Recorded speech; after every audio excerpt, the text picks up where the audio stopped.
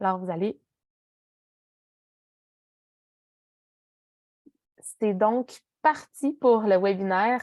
Merci beaucoup d'être là. L'objectif de la soirée, comme je vous disais un petit peu plus tôt, est de vous donner des trucs, des astuces pour vraiment vous aider à continuer dans les derniers milles.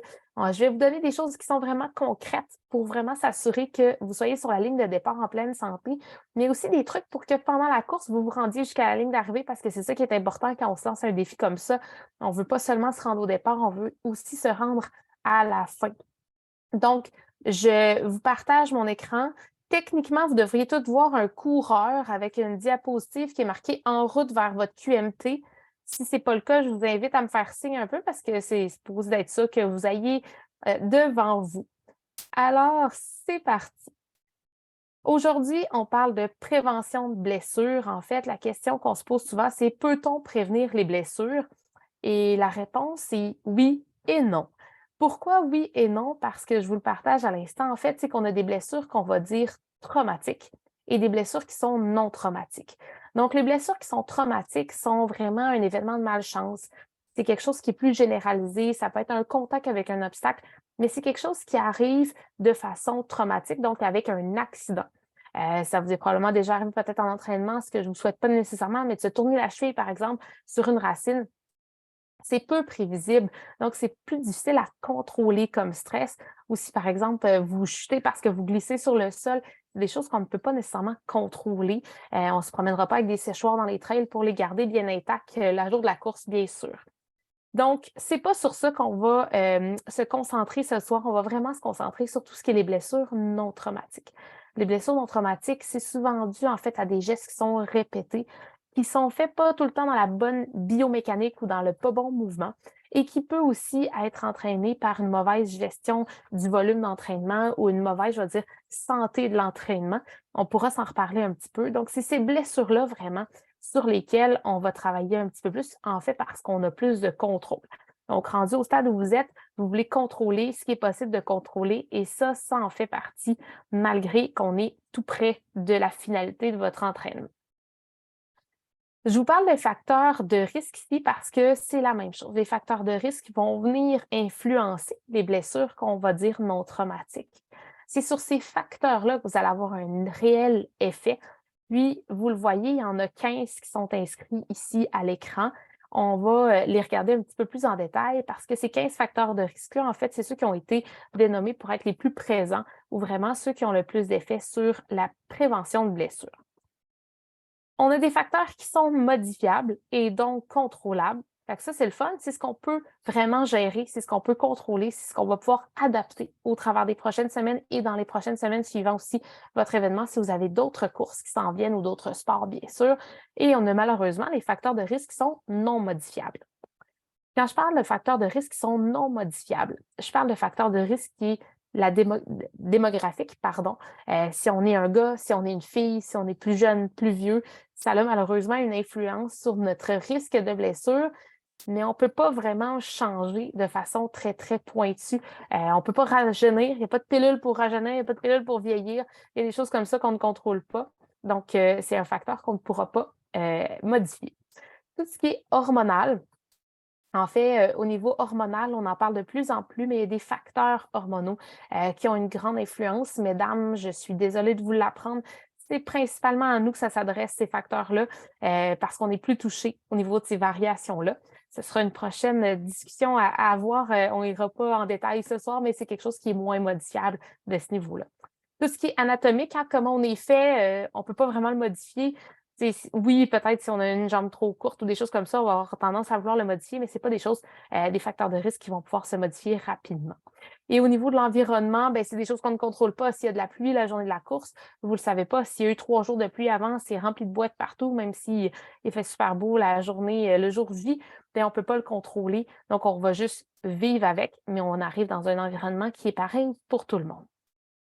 Ces 4 facteurs de risque-là sont les seuls sur lesquels nous n'avons pas ou très peu de contrôle dans notre entraînement et dans notre préparation. Vous voyez donc qu'il en reste 11. Aujourd'hui, par contre, on ne verra pas les 11 autres facteurs de risque parce qu'il y en a qui sont beaucoup plus, je vais dire, spécifiques à la course en trail. On va tout de même en voir plusieurs. Alors, les 11 autres facteurs de risque, comme je le disais tantôt. On va parler aujourd'hui de fatigue, de sommeil, parce que c'est important. C'est important, puis j'aurais tendance à vous faire participer, peut-être à déjà vous ramener un petit peu dans le concret. J'aimerais savoir en discussion juste la distance à laquelle vous êtes inscrite pour le QMT cette année. Quelle distance vous attend sur la ligne de départ? Fait que je vous laisse l'inscrire dans le filet discussion pour voir un peu aussi votre préparation. Vous êtes à quel beaucoup de QMT 25, les 15 kilos, le 160, le 80. Génial. Ce qui est le fun, c'est que mon chum à côté 50, c'est parfait. Ah, merci de votre partage. Fait que 50, 25, on a un 6 kilos, on a le 15. Beaucoup de variations, c'est parfait. Parce que, en fait, pourquoi je vous fais voir ça? C'est pas parce que ça s'adresse plus à une distance, je veux dire, ou à une autre. Tous les facteurs de risque dont je vous parle aujourd'hui vont aussi devenir de façon très concrète, peu importe la distance à laquelle vous êtes inscrite pour le QMT cette année. Fait que merci beaucoup de votre partage. Donc, on va voir, comme je disais tantôt, tout ce qui correspond fatigue-sommeil, les capacités cardio, le cardiovasculaire, des blessures, des anciennes blessures sont des facteurs de risque à prendre en considération. Tout ce qui est au niveau de l'équipement, bien sûr, on va s'en parler un petit peu, beaucoup. Au niveau psychologique, au niveau de notre mental, au niveau de la nutrition, hydratation, je pense que je n'ai pas besoin de vous en parler tant que ça, mais on va approcher certains concepts. On va parler également de la biomécanique de course, bien sûr, la planification de l'entraînement, malgré qu'on est à 6 semaines pré-événement, c'est important de s'en parler. Et la spécialisation aussi, on va aborder. Comme vous voyez, tout ce qui est contrôle moteur et gestes sportifs, je ne l'inclus pas dans notre présentation aujourd'hui. C'est des facteurs de risque qui sont beaucoup plus observés chez des personnes qui font des sports, je vais dire, avec plus de changement de direction ou avec vraiment un mouvement sportif plus précis. Exemple, un lanceur de baseball dans sa motion de lancer ou dans son contrôle moteur, ça pourrait être un joueur de soccer, le contrôle de la balle, des choses comme ça. On va en parler, on pourrait en parler aujourd'hui, mais ça s'adresse moins de façon particulière à nous. Donc, premier facteur de risque, le cardio. Le cardio, ben, tu sais, j'ai pas besoin de vous dire que pour courir, peu importe votre distance, vous avez besoin d'un bon niveau cardiovasculaire. Puis le niveau cardiovasculaire est très important et c'est pour ça aussi que quand on est malade, c'est important de, je vais dire, se laisser la chance d'avoir notre petit rhume ou notre petite grippe ou peu importe la maladie que nous avons. Parce que si mon niveau cardio est plus bas qu'à la normale, j'augmente mon risque de blessure. Ma performance va bien sûr diminuer, mais en fait, quand on a une capacité cardiovasculaire qui est amoindrie, c'est notre vitesse de réaction qui est beaucoup plus lente, en fait, qui est ralentie. Notre attention est moins présente également. On a une moins bonne poursuite visuelle. Donc, quand on parle de course en trail, on parle aussi d'obstacles visuels que nos yeux doivent envoyer les informations au niveau de notre cerveau pour se contrôler ou se contrebalancer. Mais ça ici, c'est vraiment tout ce qui est, excusez, hein, je parle de fatigue, là, puis j'ai la diapo de la fatigue, puis je vous parle de cardio, mais c'est pas grave. Je vais continuer, je reviendrai sur la fatigue. Fait que je vais juste vous skipper. Cardio, c'est vraiment, dans le fond, quelque chose qu'il faut qu'on s'écoute parce que si je suis malade, d'aller m'entraîner, je me mets plus à risque, mais aussi je ralentis ma période de guérison. Donc, je ralentis ma guérison pour mon rhume. Ça va prendre plus de temps à m'en sortir. Dans le cas où on a un rhume, on a une grippe, souvent on se dit eh bien, je ne peux pas perdre ma semaine d'entraînement, je suis dans mon gros bloc d'entraînement. En fait, à l'heure actuelle, vous êtes mieux de prendre ce moment de pause-là parce que de un, votre facteur de blessure lors de votre sport va être va être augmenté, si vous allez le pratiquer en étant malade. Mais de deux, vous allez nuire aussi à votre récupération post-entraînement. Donc, une charge d'entraînement qui serait récupérée de façon très rapide par votre corps suite à un entraînement qui est normal va prendre plus de temps et des fois le double de temps de récupération. Et c'est là où est-ce qu'on a plus de possibilités de se blesser. Et c'est sûr que, dans le fond, au niveau de cette fatigue-là, ben, on va venir modifier notre mécanique, on va venir modifier notre mouvement. C'est ça qui nous rend plus à risque au niveau de la biomécanique ou de la dynamique de course. Je fais un petit pas en arrière, on retourne au niveau de la fatigue. Excusez, j'avais sauté une diapositive dans ma tête. Alors, bien sûr, la fatigue, ça va vraiment nuire à nos performances. Un petit peu pour les mêmes raisons, quand je parlais de la maladie tantôt, ça va vraiment venir nuire à tout notre système. C'est comme si notre batterie, en fait, au lieu de partir à 100 de notre journée, bien, on la part peut-être à 30, 35, 40. Et c'est ce qui fait qu'on vit avec ce 35 %-là, malgré un gros entraînement qui peut s'en venir. Quand on parle de fatigue, quand on parle d'épuisement, si on veut, c'est autant au niveau physique qu'au niveau mental également. Qui parmi vous, puis là, j'ai hâte de voir les réponses, c'est qui parmi vous s'est dit: «Hey, ça me tente vraiment pas aujourd'hui, mais il est marqué sur mon plan, faut que j'y aille». L'espèce de sensation d'obligation, je serais curieuse de savoir ça, là, qui, si vous voulez le partager, bien sûr, mais tu sais, se dire: «Eh non, je suis obligée, il est marqué sur mon plan, il faut que j'y aille, j'ai pas le choix». La motivation est pas vraiment présente, mais hein, c'est écrit, ça veut dire: «Faut que j'y aille».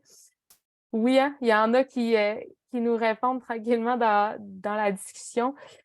Le «faut que j'y aille», malheureusement, des fois est plus nuisible que si on avait dit: «OK, ben, j'ai peut-être, je sais pas moi, 2 heures et demie marquées sur mon plan, ça me tente pas aujourd'hui, j'ai eu une semaine de fou».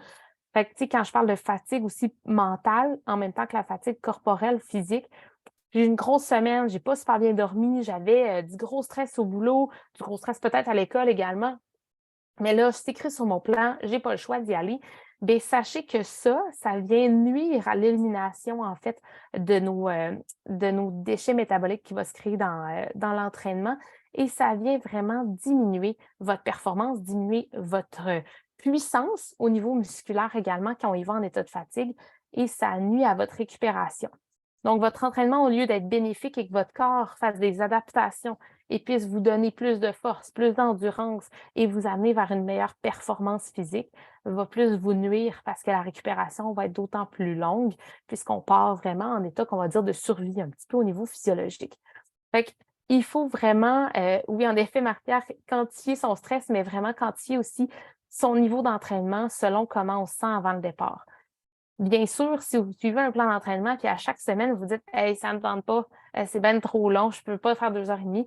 Ben là, je vais peut-être jouer mon rôle de physio puis vous dire: «Ben, c'est peut-être pas la bonne distance à laquelle vous vous êtes inscrite si c'est autant demandant, si on veut, cet entraînement-là». Mais ça, c'est une autre discussion.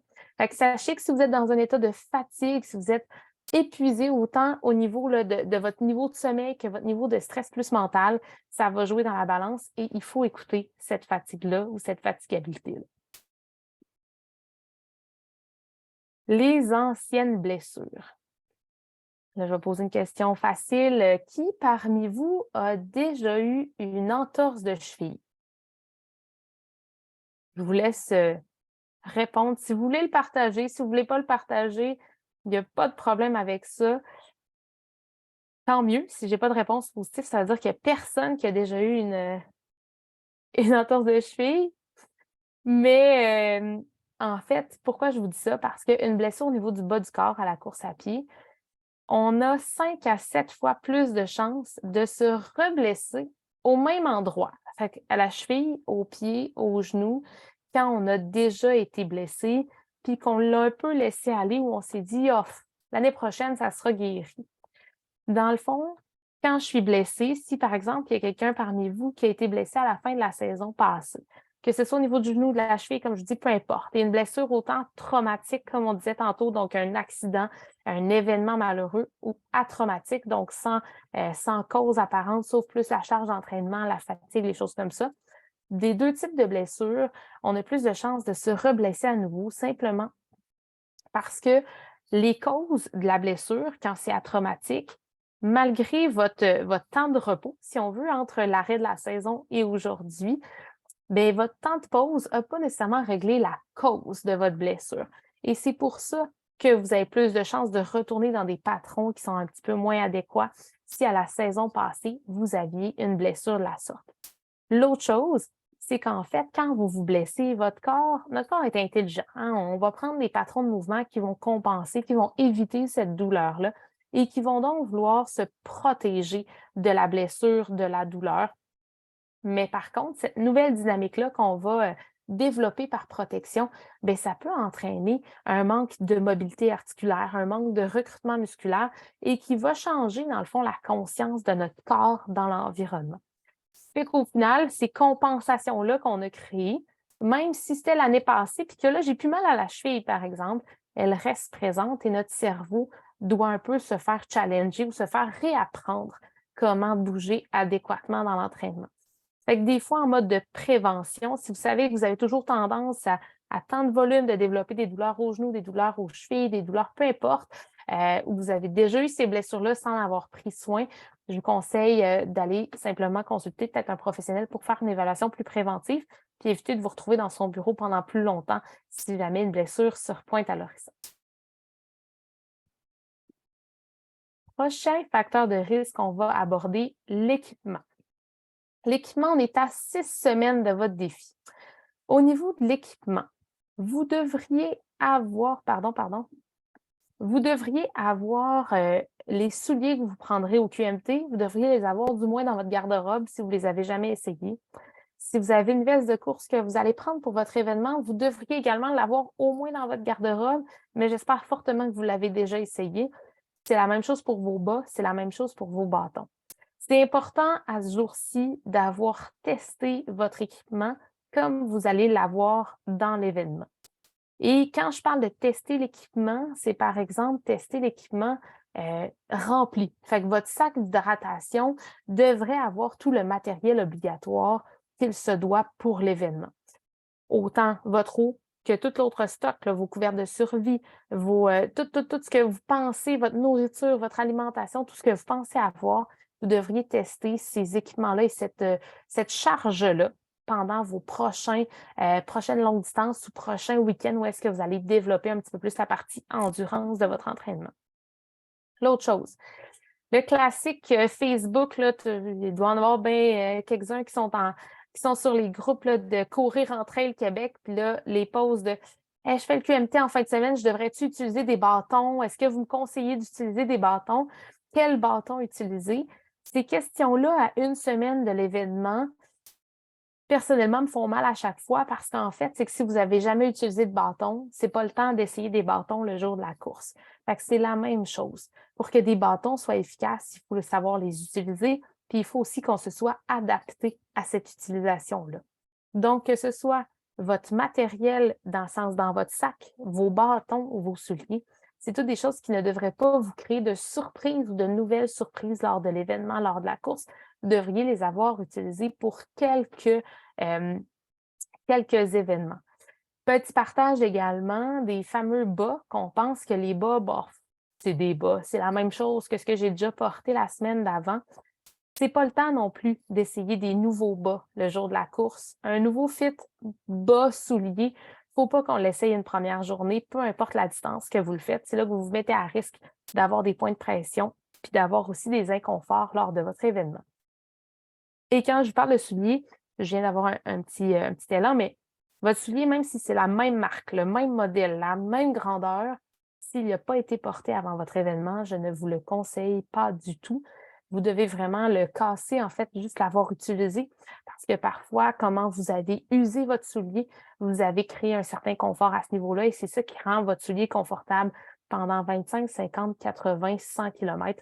Donc, c'est important d'aller l'utiliser avant tout. Ça va tout le monde? J'ai pas perdu personne, j'espère. S'il y a quoi que ce soit, je vous rappelle, vous ne gênez pas de m'envoyer vos questions dans l'onglet Discuter. Prochain facteur de risque à prendre en considération, c'est tout ce qui est au niveau psychologique. En fait, pourquoi on parle du psychologique? C'est un petit peu en lien avec la fatigue que je vous disais au départ. Quand on parle de raison, pourquoi je fais du sport, pour quelle raison on s'en va bouger, pourquoi on s'inscrit à des 80 kilos en trail, des choses comme ça, la performance, de vouloir performer, arrive à la 40e place. Les deux premiers facteurs, les deux premières raisons pourquoi on veut faire du sport, qui a été vraiment là, identifié lors de recherches, la première raison, c'est pour le plaisir. On fait souvent du sport pour le fun, pour le plaisir. Puis je vais vous en revenir un petit peu parce que ça, c'est super important dans votre entraînement que vous faites actuellement, puis ça va être important dans votre événement aussi. La deuxième raison qui vient aussi influencer beaucoup notre pratique du sport, c'est nos amis. En fait, c'est notre entourage. Amis, famille, proches ou loin, mais c'est vraiment notre entourage qui vient nous influencer. Puis en troisième, c'est au niveau de la santé. Fait que d'être en santé, C'est pour ça qu'on veut s'entraîner, c'est pour ça qu'on veut faire du sport, qu'on veut bouger. Je reviens à mon premier qui est le plaisir, puis je vous en parle parce que des fois, on l'oublie, hein? Des fois, c'est tough, des fois, ça fait mal, des fois, c'est long. Mais quand on a du plaisir, notre cerveau sécrète des hormones qui viennent nous protéger des blessures.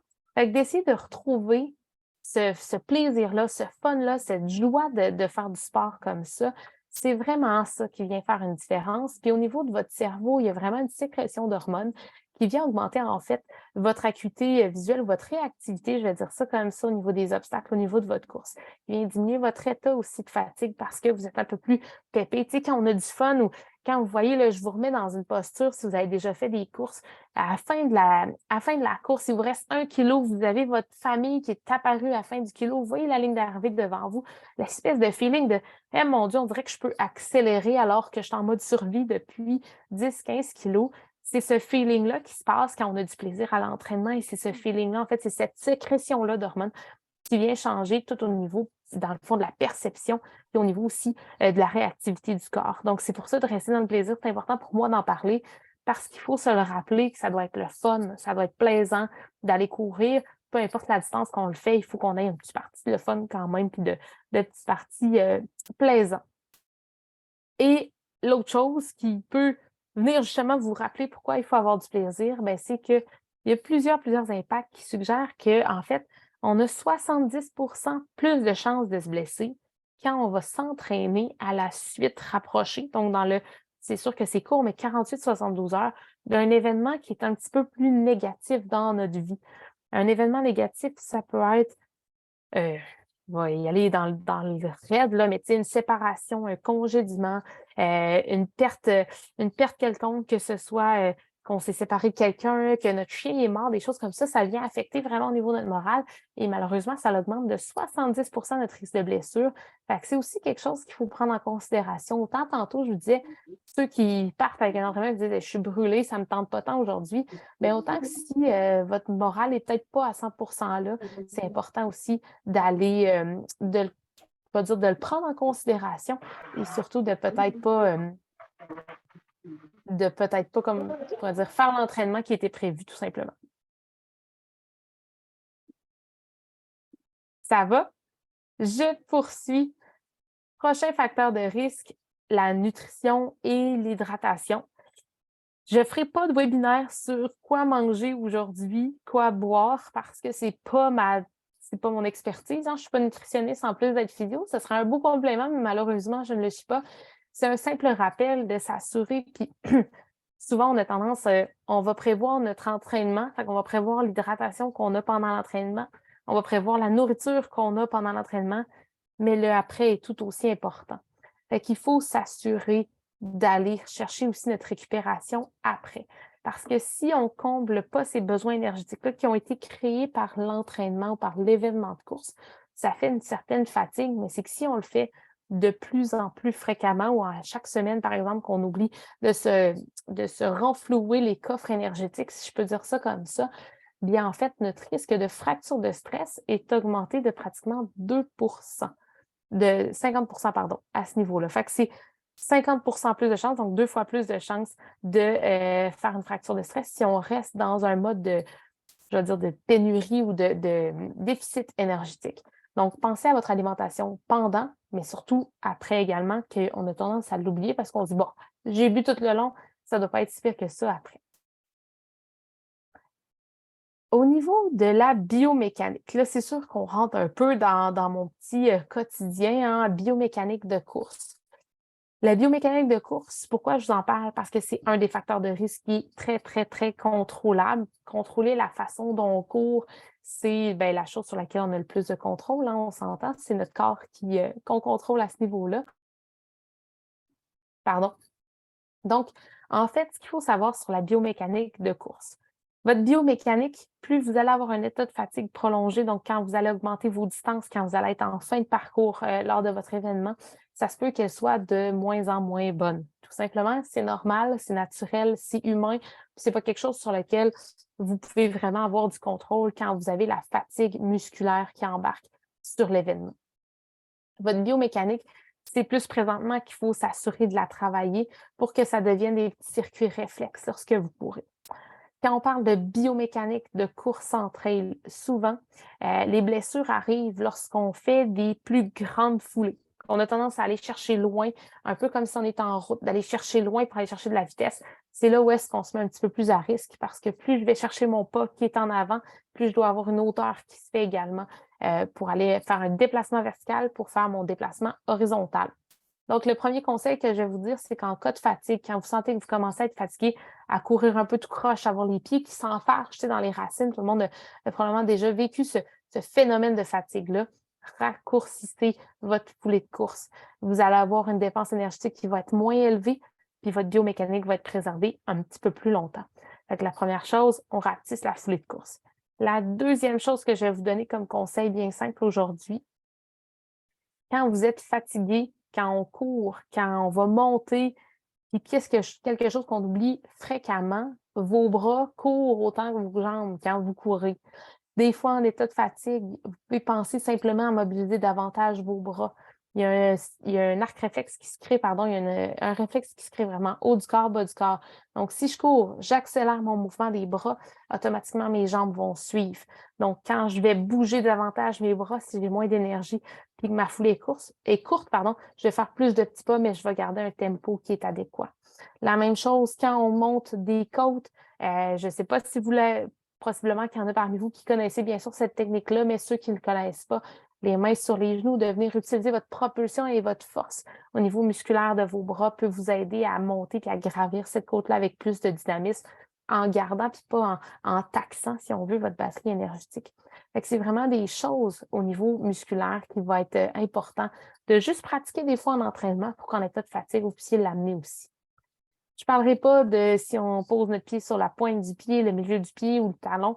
J'en parlerai pas parce que ça dépend de chacun. Il y en a qui sont habitués de poser leur talon en premier, il y en a qui sont habitués de poser leur devant du pied en premier. Et si vous n'avez jamais été blessé, c'est correct comme ça. La meilleure biomécanique de course, c'est celle dans laquelle on ne se blesse pas et qu'on ne fait pas trop de changements non plus pour se mettre plus à risque. Donc, il faut juste s'assurer de cette mécanique-là, comme je disais tantôt, les petits pas, d'utiliser les bras. C'est des choses qu'on peut mettre facilement en branle pour vraiment développer notre endurance à répéter plusieurs fois nos mouvements de course parce qu'on s'entend que la course, ça reste assez simple. Hein? C'est droite, gauche, puis on avance. Alors, il faut s'assurer d'avoir un mouvement qui est optimal également. Au niveau de la planification d'entraînement. En fait, je vous parle un petit peu de planification d'entraînement parce que vous êtes sur la fin. À 6 semaines de l'événement, vous allez avoir encore probablement 2 ou 3, en fait plus que ça, là, quelques grosses sorties, probablement un gros bloc qui s'en vient là, pour finaliser, si on veut, notre préparation à l'entraînement. Alors, c'est normal, c'est correct.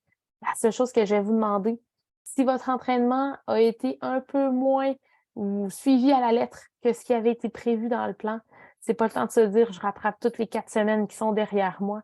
C'est le temps de se dire OK, je suis ici, comment je peux gérer un peu cette charge d'entraînement-là. Pour vous donner un repère, on vise toujours environ une progression de 10 par semaine.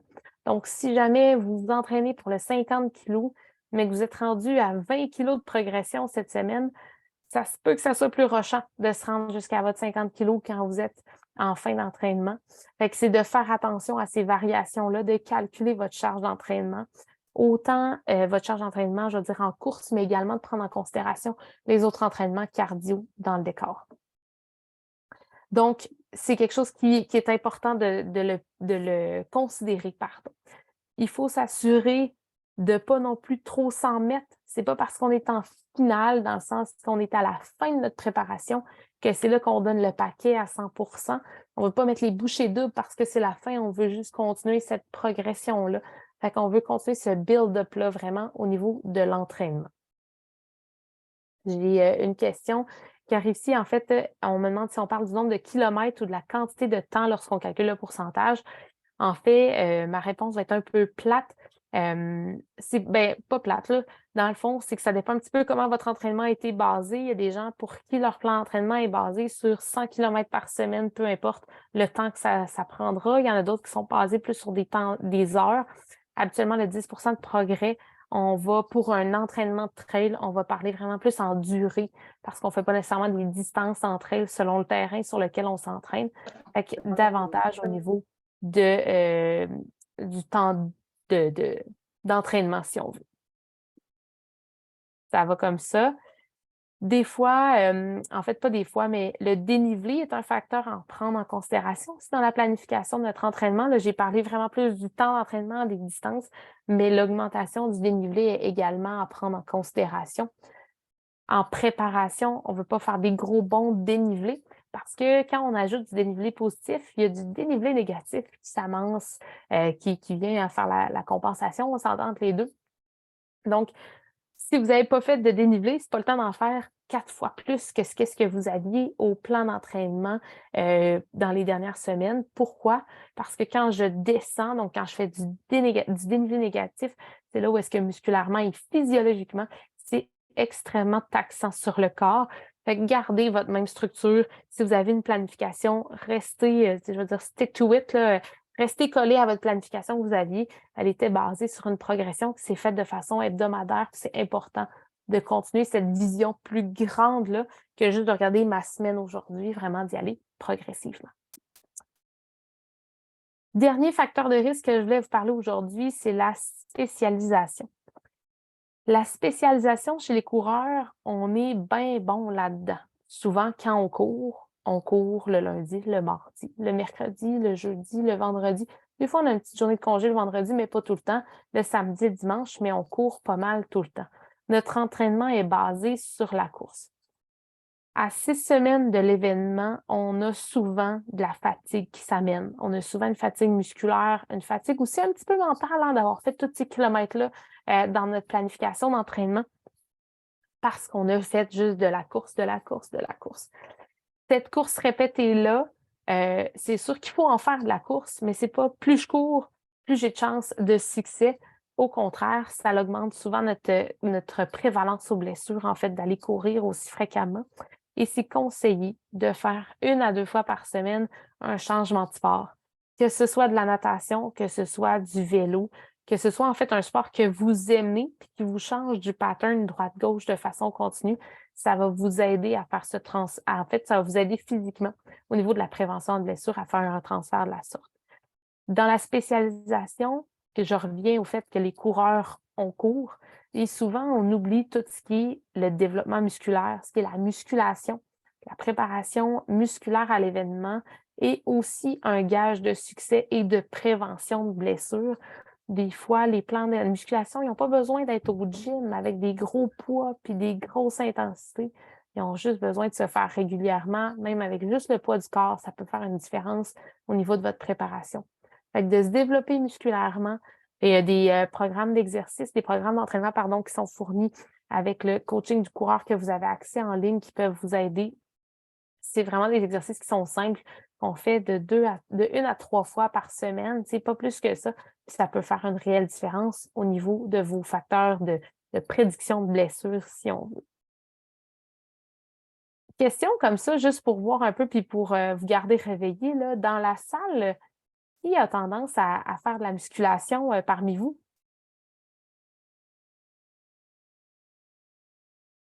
J'en ai, ouais. Vous avez inclus votre muscu dans votre programme d'entraînement. J'en ai 2, 3, 4, un peu. Good. Quand même un petit peu. OK. Génial. Il y en a quand même beaucoup plus qu'avant, en fait. Good job, c'est ça que je vous dis. C'est ça que j'ose vous dire. En fait, bravo d'avoir investi du temps dans votre entraînement musculaire. Ça fait vraiment quelque chose qui fait la différence, la musculation puis le renforcement musculaire. J'ai une question de Karel au niveau de l'entraînement en force pour les sports d'endurance. Au niveau de l'entraînement en force, je ne sais pas si je cible bien ta question, Karel, sinon tu me reviendras tout simplement. L'entraînement en force, quand on parle de développement musculaire, donc de faire vraiment des gains en mode de répétition, développement de force, là, donc du gros poids pour peu de répétitions. Est-ce que je cible bien ta question? Je pense que oui, OK, parfait. En fait, ce que j'en pense, c'est que j'en pense qu'il y a pas nécessairement une plus-value selon l'endurance que vous recherchez. Ça dépend vraiment de votre sport ou de votre distance, je vais dire ça comme ça. Mais pour une longue distance, quand on parle de passer 3, 4, 5 heures là, fait que quand on parle plus de passer, plusieurs kilomètres là, mettons à partir de 50 et plus, vous êtes mieux d'y aller en endurance et en développement musculaire dans l'endurance. L'entraînement en force va en fait développer votre musculature, oui, mais ne travaillera pas le facteur endurance et vos fibres musculaires aussi endurantes. Fait qu'il n'y aura pas nécessairement un gain d'avantage. Il peut y avoir un gain dans l'entre-saison, mais pas pendant la saison de trail en tant que telle. Dans l'entre-saison, il peut y avoir un gain parce que certains bris et réadaptations musculaires qui vont se faire, mais sans avoir euh, c'est vraiment comme périodique qu'on peut faire ce genre d'entraînement-là et non pas pendant toute la saison de trail. Versus quand on parle de musculation dans une planification d'entraînement plus à long terme, on va y aller plus avec un entraînement musculaire, avec des séries qui sont un petit peu plus longues, qui sont vraiment plus dans le développement de l'endurance, sans avoir un gain de force musculaire nécessairement. Ça va, génial. Yes, Mélodie, yoga aussi, excellent. Fait que c'est ce que je voulais dire par la spécialisation. Donc, de penser des fois à faire des transferts de sport, même si c'est pas super spécifique à la course, tu sais, le vélo, c'est pas comme courir, mais c'est vraiment utile au niveau de votre corps et de votre repos. Même chose pour l'entraînement musculaire, qui est au niveau vraiment de la prévention de blessures, de la préparation de votre musculature. Ça fait toute la différence. Petit point, juste d'information, parce qu'en tant que physio, ben, je peux pas m'en empêcher, mais sachez qu'il y a de nombreuses études avec plusieurs S qui dénotent maintenant, tu sais, qu'avant 14 ans, il faut faire du multisport. La surspécialisation avant l'âge de 14 ans, donc avant vraiment le début de la puberté, est un facteur de risque très important au niveau des blessures physiques. Fait que vraiment, on augmente un petit peu notre risque de développement musculaire, de développement de blessures, pardon, quand on est plus spécialisé avant 14 ans. Ça ne s'adresse pas nécessairement à nous autour de la salle, mais je trouve ça important des fois d'utiliser cette plateforme-là pour vous en parler également. En résumé, hein, c'est un petit diapo pour vous réveiller. Dans le fond, il faut vraiment avoir une vision qui est multifactorielle de tout ce qui est la prévention de blessures. C'est quelque chose qui est vraiment global. On a souvent tendance à pas nécessairement écouter non plus notre corps, que ce soit au niveau de notre fatigue physique, mentale, que ce soit au niveau de notre fatigue même, je vais dire plus comme d'entraînement, là, tu sais, la petite perte de motivation. Donc, tu sais, tout ce qui est vraiment, c'est vraiment quelque chose de global sur quoi vous avez du contrôle. Vous avez du contrôle sur le sommeil que vous allez pouvoir avoir dans les prochaines semaines. Vous avez du contrôle sur l'alimentation que vous prenez pendant votre sport et après.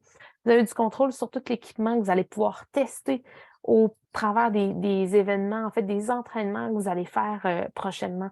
Vous avez du contrôle sur votre mécanique de course pour la changer, pour la modifier, sans avoir des gros changements qui vont faire toute une espèce de jeu de domino, là. Tu sais, vraiment des petites affaires, là. Bouger plus les bras, avoir une foulée qui est raccourcie, sont déjà des bonnes bases de dynamique, de biomécanique qui sont efficaces également. Au niveau d'ajout du renforcement musculaire, même si vous le commencez la semaine prochaine, si vous commencez avec des petites répétitions qui n'ont pas de poids sauf le poids de votre corps, ça peut faire une différence sur votre réalisation du Québec Méga Trail qui s'en vient dans quelques semaines. Fait que tout ça sont des facteurs vraiment qu'il faut avoir une espèce de vision globale pour voir sur quoi on peut avoir un réel effet.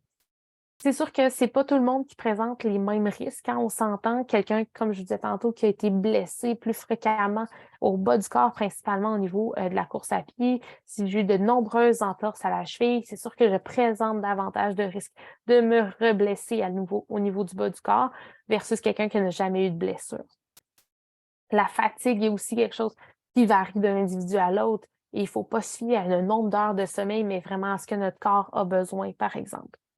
Il faut surtout être à l'écoute. Donc, reconnaître ces signaux-là, reconnaître qu'est-ce qui fait que hey, ça va pas ou ça me tente pas aujourd'hui, tu sais, de reconnaître ça. Puis tantôt, je vous disais, tu sais, d'en faire moins, de être une sortie, mais l'autre option que je vous ai pas parlé, qui vient de me flasher à la tête, n'hésitez pas à faire des doubles. Tu sais, je sors un petit peu le matin, je sors un petit peu le soir. Au final, tout, j'ai le volume que je voulais, mais j'ai pu me reposer, peut-être faire une sieste, peut-être juste comme me calmer un petit peu tout le stress de la semaine entre mes 2 sorties. Fait que n'hésitez pas à faire des doubles dans votre journée, donc raccourcir chacun des entraînements pour qu'au total, ça fasse sensiblement la même distance, mais de le diviser en 2. Au niveau de votre corps puis de vos facteurs de risque, ça les minimise grandement. Il y a une grande, grande, grande relation entre la prévention de blessures, entre le suivi d'une blessure qui n'est pas suivie, puis qui a pas été prise en charge, pardon, puis aussi entre, c'est bizarre ce que je vais dire, mais le plaisir à l'entraînement. Tout ça est relié ensemble parce que souvent, si j'ai été blessée, j'aurai une crainte qui va être plus présente. Si j'ai une crainte, j'ai un peu moins de plaisir. Puis le plaisir est un facteur de risque s'il est absent, augmente notre risque de se faire mal ou d'avoir un moins bon suivi de notre plan d'entraînement. Fait que je voulais terminer avec ça. Comme je le disais tout à l'heure, le plaisir, c'est super important. Puis c'est ça qui va nous continuer de nous entraîner. Puis c'est là où est-ce que ben, de rester en santé va venir aussi avec l'entraînement. Fait que c'est sûr de le faire dans le plaisir, de le faire dans le fun, de continuer à poursuivre votre entraînement. Ce sont des bons trucs, des bons outils pour vous rendre jusqu'à la ligne de départ et je l'espère bien jusqu'à la ligne d'arrivée. C'est tout pour moi aujourd'hui. C'était vraiment les principaux petits Q que je voulais vous partager aujourd'hui. S'il y a des questions dans la salle, si vous êtes trop gênés pour les poser en grand groupe, je vais rester en ligne de toute façon jusqu'à temps que tout le monde quitte. Si jamais vous avez des questions autres, je vais vous laisser également mon adresse courriel si jamais vous voulez communiquer avec moi pour me demander des petites questions de façon plus personnelle. Je dois-tu consulter ou pas consulter ou des trucs plus présents. Si vous avez besoin des références ou quoi que ce soit à d'autres professionnels de la santé, parce que c'est important des fois de se référer aux bons professionnels. Mon adresse courriel, je vais vous le laisser là, dans le chat. N'hésitez pas à l'utiliser au besoin. Puis, ça sera au plaisir de vous voir sur la ligne de départ du QMT. Je serai dans les parages, bien sûr, pas en tant que coureuse cette année, mais plus au niveau médical puis au niveau des spectateurs. Mais je vous souhaite vraiment un bel, bel événement pour votre Québec Méga Trail. Karel, je viens de voir ta question au niveau de la routine de rouleau, étirement, mobilité. En fait, scientifiquement, il n'y a pas vraiment de preuves sur la prévention de blessures. Si on s'étire, si si on se roule davantage, si on fait du massage gun aussi, il n'y a pas vraiment de preuves scientifiques, si je peux dire, par rapport à ça. Par contre, si mes tensions musculaires limitent ma mobilité articulaire et viennent nuire à mon patron de course, là, ça sera quelque chose. Mais de s'étirer pour s'étirer, donc si par exemple, moi je suis debout, mes 2 mains ils touchent à terre, puis je continue de m'étirer mes ischio-jambiers, ça ne me donne pas de plus-value de m'étirer mes ischio-jambiers, ça ne me fait pas récupérer plus vite. À la limite, si dans votre croyance personnelle, ça vous aide à récupérer, vous vous dites: «Hey, me semble, je me sens que je récupère vraiment plus vite avec une grosse sortie quand je me roule après», ben go, on continue. Tu sais, je n'irai pas nuire ce que le corps, ce que l'esprit pense. La même chose pour les massages guns, tu sais. Il n'y a pas de preuves scientifiques comme quoi que ça prévient une blessure.